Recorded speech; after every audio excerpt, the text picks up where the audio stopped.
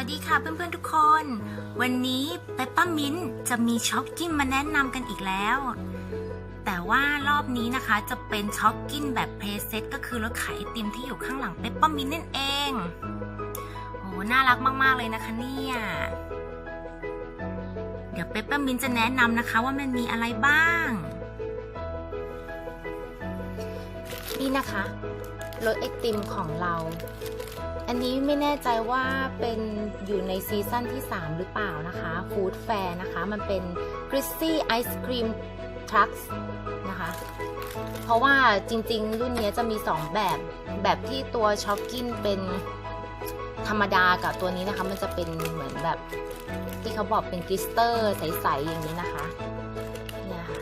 มันจะเป็นใสๆเดี๋ยวเราจะมาแกะกันเลยดีกว่านะคะนี่รูปลักษณ์เขาเป็นอย่างนี้นะคะ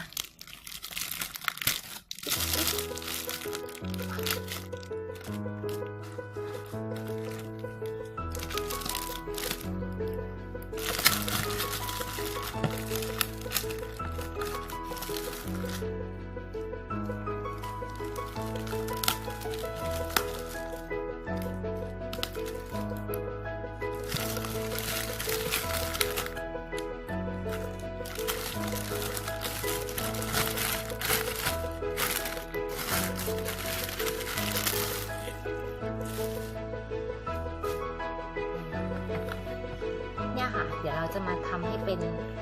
ร้านไอติมจะมีรถขายไอติมมีตัวแสดงว่ามีไอติมอะไรบ้างเหมือนป้ายโฆษณาเมนูนะคะแล้วก็จะมีทำเหมือนรูปโคนไอติมอะค่ะใส่ไอติมไว้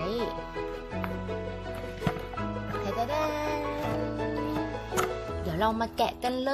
ยเชดแดนแกะออกมาเรียบร้อยแล้วนะคะนี่จะมีรถขายไอศครีมน่ารักมากๆเลยแล้วก็จะมีตัวช็อปกิ้นที่เป็นเหมือนกลิสเตอร์นะคะนี่เห็นไหมคะอันนี้เป็นเหมือนขวดน้ำนะคะอันนี้ก็เป็นเหมือนไอศครีมนะคะแล้วก็มีไอติมเป็นเหมือนไอติมตักอะค่ะเป็นโคนอยู่ข้างล่างนะคะเป็นโคนข้างล่างแล้วก็มีไอติม2ลูกส่วนตัวนี้ก็จะเป็นเหมือนไอติมที่เป็นแท่งอะค่ะน่ารักมากๆเลยแล้วก็ตัวนี้เหรออันนี้ไม่แน่ใจเป็นไอติมถ้วยหรือเปล่านี่มีฝาปิดจะมีช้อนตักตรงนี้ด้วยนะคะไม่แน่ใจเหมือนกัน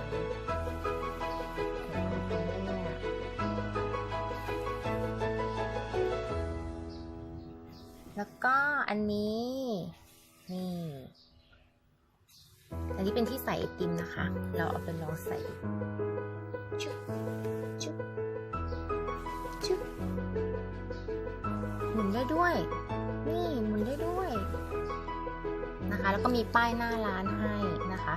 และอันนี้ก็น่าจะเป็นถ้วยใส่ไอติมได้ก็เอาใส่ไปตัวนี้เป็นกล่องเก็บช็อกกิ้นนะคะ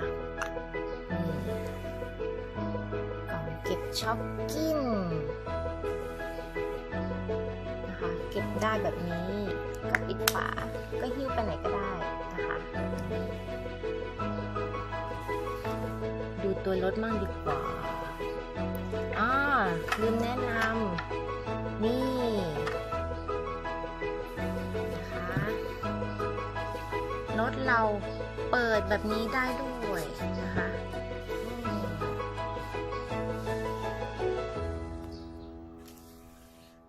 มีลำโพงนะคะตรงนี้ก็เปิดได้เก็บช็อกกิ้นได้นะคะเอาช็อกกิ้นมาสิอันนี้ขวดน้ำกันนะคะเราเข้าไปดูละเอียดข้างในกันดีกว่านี่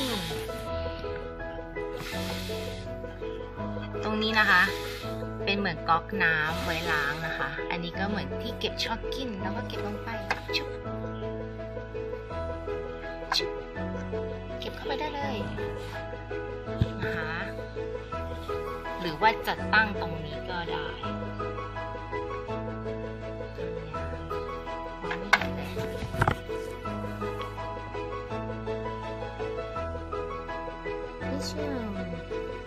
ผิดค่ะแดนน่ารักมากๆเลย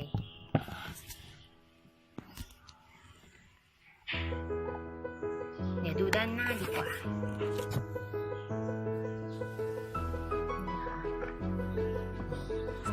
นั่งได้จริงด้วยเดี๋ยวลองดูซินี่ด้านข้างรถอีกฝั่งนึงนะคะแต่ตรงนี้เดี๋ยวจะลองให้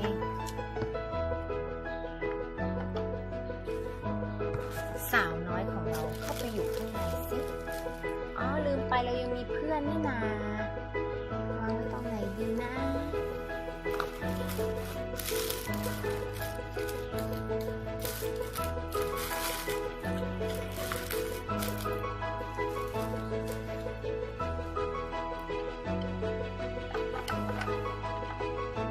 นี่เลยขายไอติมอยู่ในรถเลยค่ะน่ารักมากๆเลยนะคะเนี่ยเดี๋ยวพอดีหาช็อกมินชาเล่ไม่เจอนะคะไหนเอ่ย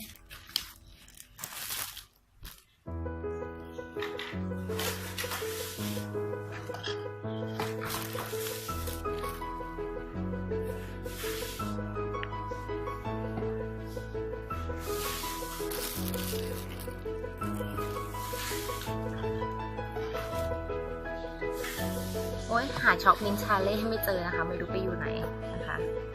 ไม่เป็นไรค่ะ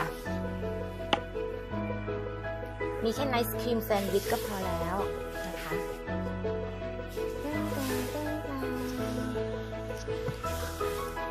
ว้าวรสไอศครีมไม่มีโต๊ะนั่งกินเลยเหรอคะอ๋อยืนกินไปก่อนเลยจ้าไม่มีโต๊ะนะจ๊ะได้ค่ะจุ๊บจุ๊บจุ๊บจุ๊บจุ๊บอร่อยจังเลยค่ะแต่คอแห้งมากเลยขอน้ำดื่มหน่อยนะคะได้เลยจ้าจุ๊บจุ๊บจุ๊บจุ๊บจุ๊บจุ๊บอร่อยจังเลยค่ะถ้างั้นวันหลังพาเพื่อนมาอีกนะคะได้เลยจ้างั้นวันนี้ไปก่อนนะคะบ๊ายบายค่ะเดี๋ยวถ้าเรามีตัวละครอะไรใหม่ๆเราจะมาแนะนำกันอีกนะคะถ้ายังไงวันนี้เปปเปอร์มินต์และก็พี่ๆช็อกกินที่เป็นไอศครีมทุกตัวนะคะลากันไปก่อนนะคะบ๊ายบายค่ะอย่าลืมกด Subscribe ให้ช่องนี้ด้วยนะบ๊ายบาย